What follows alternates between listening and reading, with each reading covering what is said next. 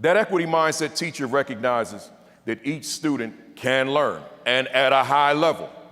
We just can't be the ones that make that determination.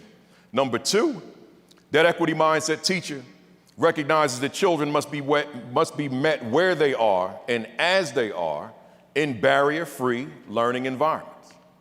Number three, that equity mindset teacher recognizes the individuality of every student in the classroom, that each student has their own individuality academically, socially, and emotionally, that each student has their own way of learning, thinking, making sense out of, and processing new information, that each student has their own set of experiences, realities, challenges, obstacles, needs, interests, etc., that impact learning, that each student has their own way of being motivated, inspired, and captivated, that each student, the equity mindset teacher recognizes the cultural identity of each student academically, socially, and emotionally, that each student has their own voice academically, socially, and emotionally, and that each student is somebody special.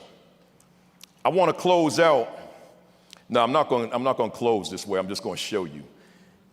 At another time, in fact, you all have the book in the bag. I just learned, I didn't realize that, in terms of the social justice side, which I'm not going to get into, but I just want to read this title to say George Floyd's murder has school implications. Is this reality reflected in my leadership? That matters, but that's for a whole, we don't have the time for that. So let me wrap this up. And you all, as I want to end the way I started. You all had the 2 challenging years starting in March of 2020. And you're going to walk back into those buildings assuming that this Delta variant doesn't take over due to careless adults. And now we're back to where we were.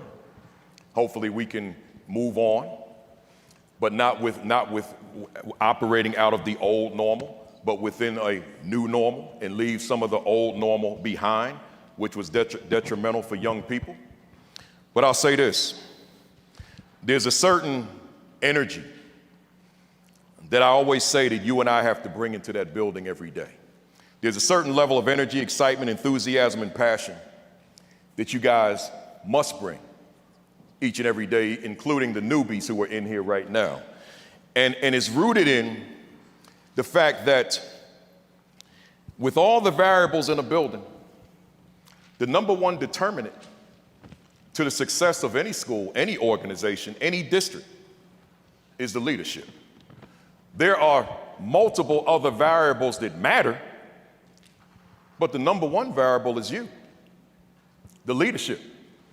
You show me a school that's a well-oiled machine and everything is going the way we want it to go, and the principal feels that it's all the staff, it's not me. I say to the principal, let's take your staff and put them in a school of a leader that's the antithesis of you, and tell me that that school will still be that well-oiled machine. It's not going to happen, because the leadership matters. The leader is the number one determinant of the success or failure of a school. So when you walk back in, normally I would ask you guys to repeat this after me, but I'm gonna adhere to CDC guidelines and not have you guys spraying stuff all over the room. But I will do it up here. Go in there with this kind of energy. Let this be just the outward manifestation of what you feel. Where you walk in there and you're feeling like, I am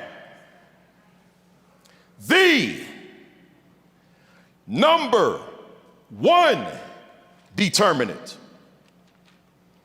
of the success or failure of my students. See, I put emphasis on that word my, because once they walk into that building, they're yours. Again, I am. Y'all don't have to do that.